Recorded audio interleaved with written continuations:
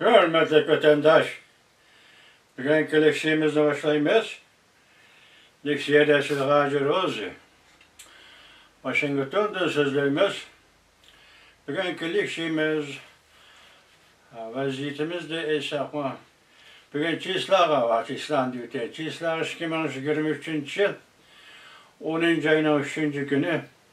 Haftaki Seyşembe vatandaş.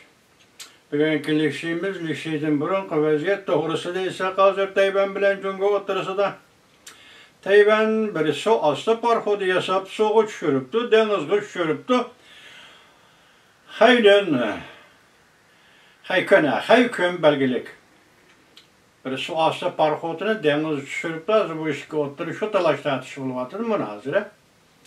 Ondan başkası Ukrayna taraftan esnaf vatandaşım Avrupa İttifakı azı 27 devletin taşkı işler ministerleri Avrupa şehri kelip, Ukrayna Kiev şehri kelip yığın açtı.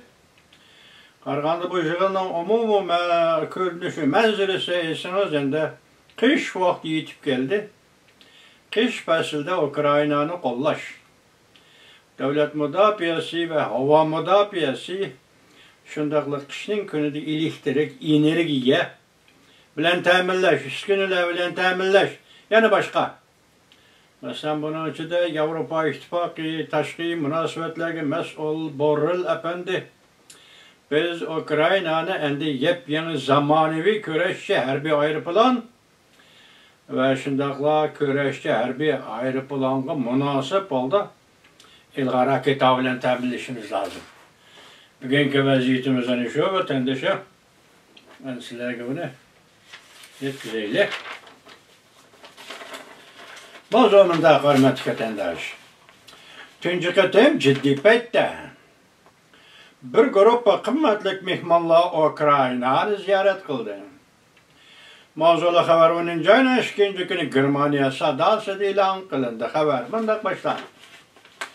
Roş devirde Ukrayna siyasi rehberlerinin ziyaretine yani Avrupa İttifakı azı 27 devletlerin taşkı işler ministerlerinin ziyaret ümidini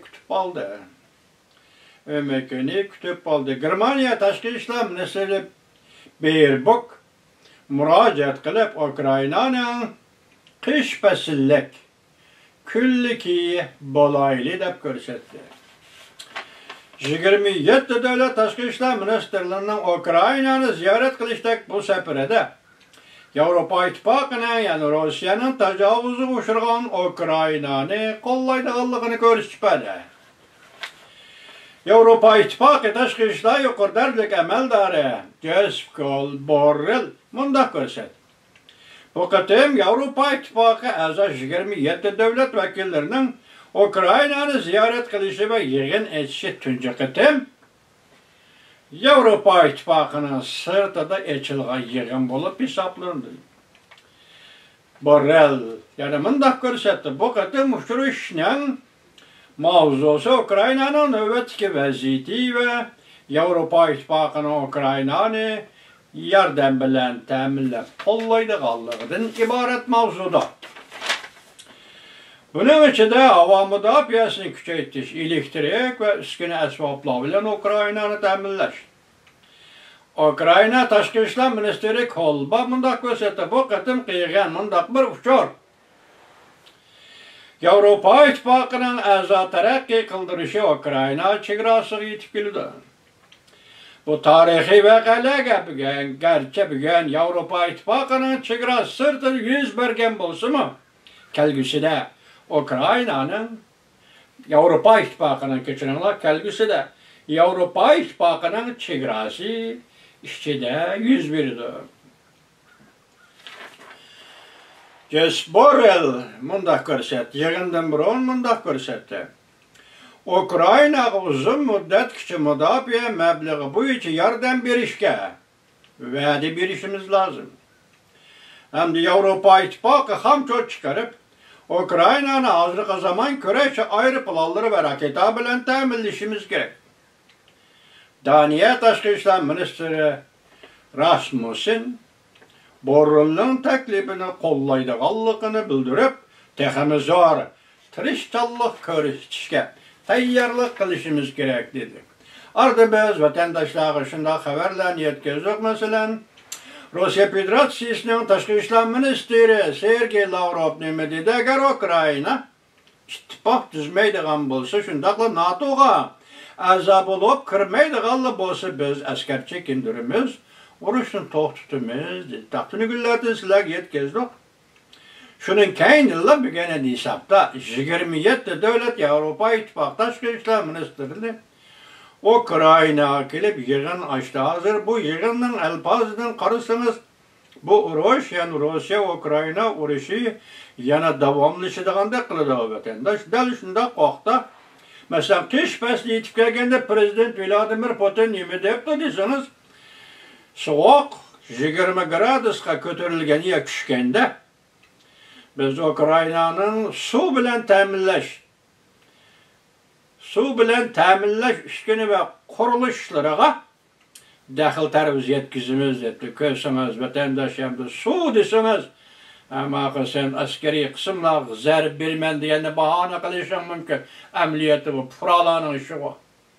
Suv ichish degan bu puralar bu. Ko'pchiligi puralar bu vatandoshlar. Şuna her kandak meydan, her kandak bir urushning o'zi tarixiy yuzunda, real yuzunda puralarning beşiqli keldigan gap davası. Hozir endi prezident Vladimir Putin bu ishni boshqa chiqara oladi yo'q. Hozir boshqa 27 davlat biz elektrik uskunalar va boshqa energiya bilan Ukraynani ta'minlaymiz. Demek bu vaqtida sen onu qilsang 27 davlat, yani Ukraynani saqlab qoladi, qutqizib qoladi, Ukraynaga yordam berdi degan. Endi mush hisobda Yevropa İttifaqida 27 davlat Ukraynaga mush darajada yordam bersa, bir hisobda Amerika Qo'shma Shtatlarining vazifa yoki burchi to'g'risida kichkina sel yeniklaydigan ishmi yuz berishi mumkin vatandoshlar. Sen bunu bir Amerika qo'llab ketilmaydi de oxirgacha. Shuni 27 davlat o'tirib chiqdi degan gap. Amerika Qo'shma Shtatlarining bu yo'ldagi vazifasi kichkina yeniklab qilishi mumkin endi hisobda. Biroq bu yerda gap hozir Ukraina urushi, Rossiya urushi qachongacha davomlashadi. Bu intayin bir yirik gap bo'ldi bu vatandosh. Hozir bu to'g'ri hech qanday uchur yo'q. Urush bo'lgan vaqt ajralishi mumkin, oxirlashishi mumkin, to'xtashi mumkin deydigan hech qanday gap yo'q. Agar menda ketaveradigan bo'lsa, bu urush demak oxirgi hisobda hozir Ukraina xalqaro qo'llashga erishdi. Bo'libmi butun Yevropani, mana bugundan boshlab butun Yevropani qil sig'maydigan 27 davlat tashqi ishlar ministri butun Yevropaning qo'llashiga erishdi.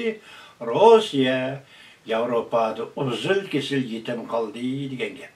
Bunda har qaysi saplarga tarqaladi, harbiy ishlar, iqtisodiy ishlar, ta'minlash, o'rinlashtirish, masalan, qishning kuni yetib kelayotgan energiya, ta'minlash, o'rinlashtirish, musha hammaga yetib keladigan bo'lsa, vaqtida Yevropa butun ittifoqlashdi, bir gavdaga aylandi. Rossiya chetga chiqarildi degan hikoya boshlandi vatandosh. Shundan keyin Rossiyaning harbiy ishlar jihati nima bo'lishini qo'yib turaylik. O harbiy ishlar degan iqtisodga bog'liq dollarga har bir etilayotgan o'q o dollar degan gap vatandoshim, har bir ponch zambirakning o'qi dollar degan gap vatandoshim.